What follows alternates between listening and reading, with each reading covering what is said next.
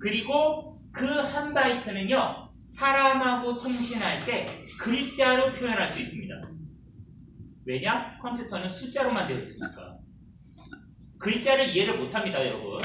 컴퓨터는 여러분이 글자 A라고 하잖아요. 그럼 A를 이해를 못해요. A는 인간의 언어예요. 컴퓨터의 언어가 아니라는 거죠. 그럼 컴퓨터의 언어로 바뀔 때는 A는 어떻게 바뀐다? 86으로 바뀌어요. 68인가? 지금 숫자가 기억 안 나요.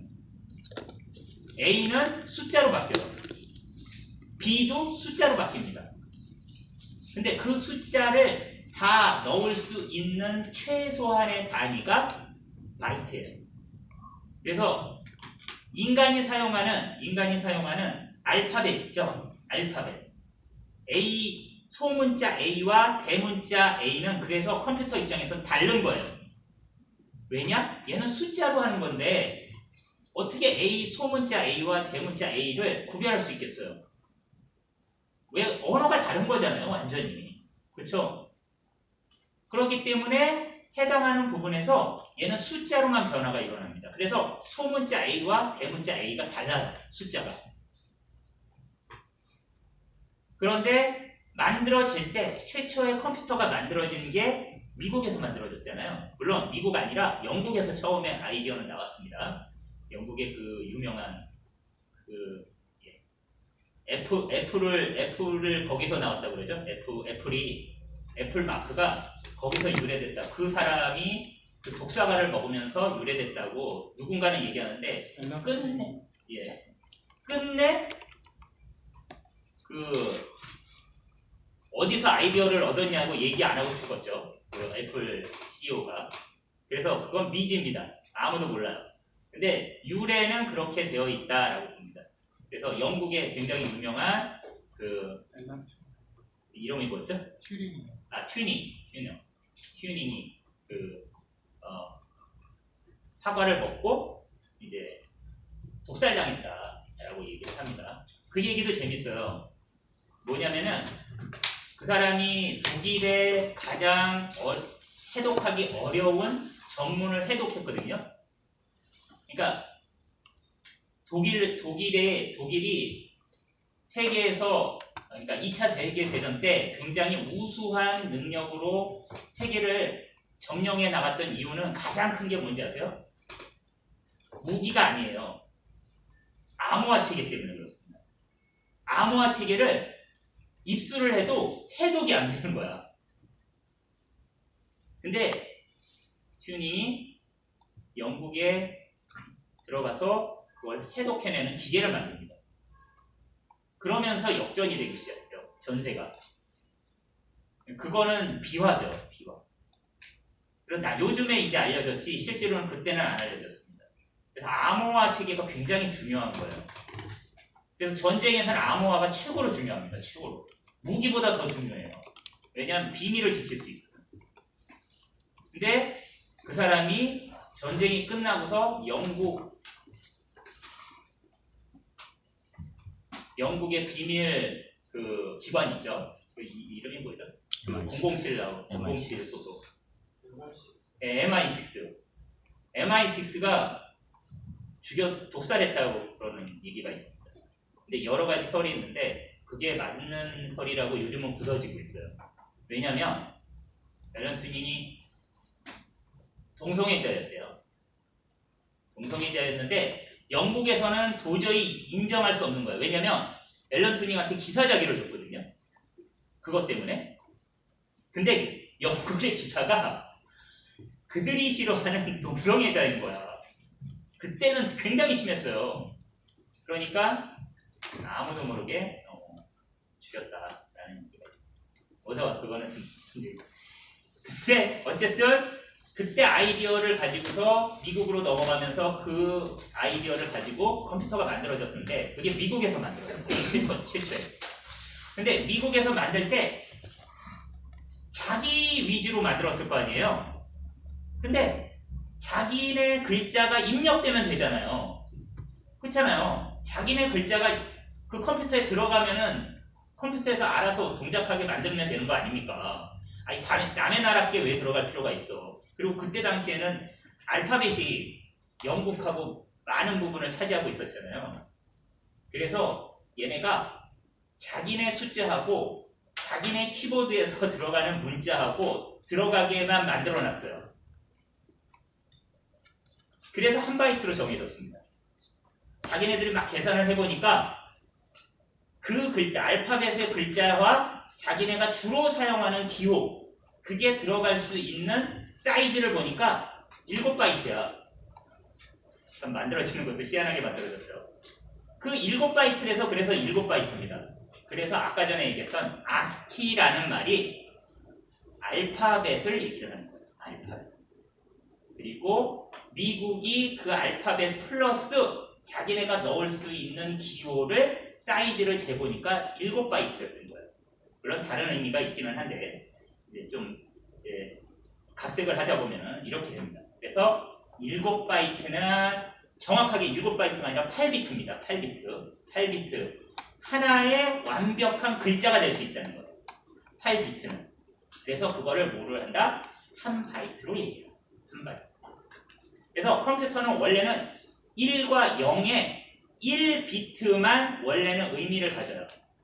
근데 그거는 두 가지 의미만 갖고 있을 수 있거든요. 그래서 그걸 조합해서 해당하는 한 바이트를 만듭니다. 요거에 대한 자세한 얘기는 컴퓨터 비전과 컴퓨터 시스템과 갖고 얘기를 또 추가적으로 할게요. 어쨌든 미국이 만들었고 미국의 글자를 중심으로 사이즈를 정했다. 그 사이즈를 정하다 보니까 한 바이트가 의미 있는 여러 가지 글자를 표현할 수 있더라 라고 생각하시면 되겠습니다. 그래서 지금 보시면 저 단위는 한 바이트를 기준으로 해서 동작을 해요. 그런데 여러분이 이 똑같은 프로그램을 성능이 낮은 리눅스에서 돌리시잖아요. 결과가 달라요. 무슨 말이냐? 지금 보이는 차는 똑같습니다. 차는 왜 그러냐? 의미를 가지는 글자 하나의 의미를 가지는 것을 표현하기 위해서는 한 바이트가 무조건 필요하다고 그랬잖아요. 그래서 차는 똑같습니다. 성능이 낮은 컴퓨터에서 돌려도. 그런데 성능이 낮은 컴퓨터에서 이 프로그램을 돌리면 int 값이 2로 나와요. int 값이 2로 나옵니다. 이게 바로 여러분들이 프로그램 다운받을 때 86, 64라고 된 거에서 선택해서 받아야 되는 이유예요. 그래서 여러분들 어떤 프로그램 다운받을 때 보면은 윈도우에서 64 그리고 86 이렇게 되어 있잖아요. 그래서 여러분들 컴퓨터는 64 사실은 비트입니다. 이 뒤에 비트가 없어요. 근데 이게 일반 사람들은 잘 모르니까 안 들어가는 거예요. 그러면은 64비트라는 의미는 8 곱하기 64가 몇이 나오죠? 8 나누기 64면은 8몇이죠? 8이 나옵니다. 8바이트 단위. 이게 무슨 말인가? 라고 생각하실 수 있어요. 조금 이따 얘기할게요. 자, 왜 근데 64는 뭔가? 64. 이게 아이러니예요. 이게 전통 때문에 생겼어요. 전통 때문에. 원래는 64가 아니라 32가 맞아요. 32가. 왜냐? 비트라고 그랬잖아요. 얘가. 비트 단위가 비트라고 그랬잖아요. 그런데 다운로드를 받을 때 86이라고 써 있는 경우가 대부분입니다. 지금. 86하고 64로 되어 있어요. 근데 64비트는 현재 여러분들이 사용하는 컴퓨터고요. 조금 성능이 떨어지는 것들은 86이에요. 이게 왜 그러냐? 얘가 예전에는 CPU를 나타내는 단위였기 때문에 그렇습니다. 이게 86이라는 단위가 있어서. 예전에 CPU의 단위가 86이었어요. 하드웨어의 단위가. 근데 이게 버릴 수가 없는 거야. 왜냐? 고착화돼 버려갖고 이제는 이걸 바꾸기에는 너무 많은 노력이 들어요. 그래서 어떤 데는 64하고 32라고 표현하는 데가 있긴 있어요. 프로그램 다운받을 때 여러분들 가서 보시면은 요 단위가 있습니다. 그래서 컴퓨터에 따라서 받아야 되는 이유가 왜 그러냐? 그거는 32비트를 하나의 단위로 처리하는 방식 때문에 그래요. 그래서 요거는 컴퓨터 시스템 가서 얘기를 좀 하도록 할게요. 어쨌든 얘가 차이가 나는 이유는 바로 그 컴퓨터가 처리하는 사이즈 하나의 단위가 8바이트로 처리를 하기 때문에 그래요. 얘는 4바이트로 처리를 해요. 누구에 의해서? CPU라는 놈에 의해서. 그래서 CPU의 성능을 얘기를 하는 겁니다. 이 단위는. CPU의 성능이에요. 그래서 CPU를 성능이 64바이트인데 64를 처리할 수 있는데 얘를 받아서 여러분들이 돌리잖아요. 그럼 컴퓨터가 이상현상이 일어나요. 그 어플리케이션이. 차이가 없는 것들은 있습니다. 차이가 없는 것들. 하나로 뭉쳐져 있는 것들이 있거든요. 그런 것들은 어떤 거냐? 프로그래밍을 잘한 거예요. 프로그래밍을 잘한 거예요. 그래서 프로그래밍을 하나에 잘 넣어서 잘 만들어낸 거예요. 그러니까 이렇게 분리할 필요 없이 하는 방법도 있습니다. 하지만 대부분의 사이트는 나눠져 있죠. 그렇죠? 그거는 해당하는 부분 때문에 그렇다. 근데 우선 저거는 컴퓨터 시스템 쪽에 가서 조금 더 설명을 할게요. 우선 쟤는 얘기했던 것처럼 미국에서 만들어졌고 그 미국에서 만들어졌을 때 컴퓨터를 구성할 때 최소 단위의 움직임이 1바이트면은 자기 정보가 모두 다 입력되고 표현될 수 있었기 때문에 저 단위를 썼다라고 보시면 되겠습니다. 아시겠죠? 그래서 여러분들 최초에 나온 컴퓨터는 8비트 컴퓨터예요. 8비트 컴퓨터. 여러분들이 지금 이제 하드웨어 받아보시면은 이제 드론 있죠? 드론 받아보시면은 16비트 컴퓨터예요. 16비트. 그러니까 성능이 굉장히 떨어지는 거예요. 여러분들 지금 사용하는 거 뭐라고 그랬어요? 64비트라고 했잖아요. 그러니까 성능이 굉장히 좋으신 거예요. 지금 PC는. 근데 여러분들 일상적으로 사용하는 하드웨어들 있죠? 밥솥에 들어가는 거. 그거 8비트입니다. 밥솥에서 지금 컨트롤러 있죠? 그리고 여러분들 보일러 사용하는 그 컨트롤러. 그것도 8비트예요. 그러니까 여러분들이 일상 속에 사실은 컴퓨터보다 성능 낮은 것들을 많이 갖고 있어요. 근데 여러분들은 그동안에는 몰랐죠. 그동안은 몰랐는데 이제 서서히 하나씩 이제 바로가 들어가는 겁니다. 자,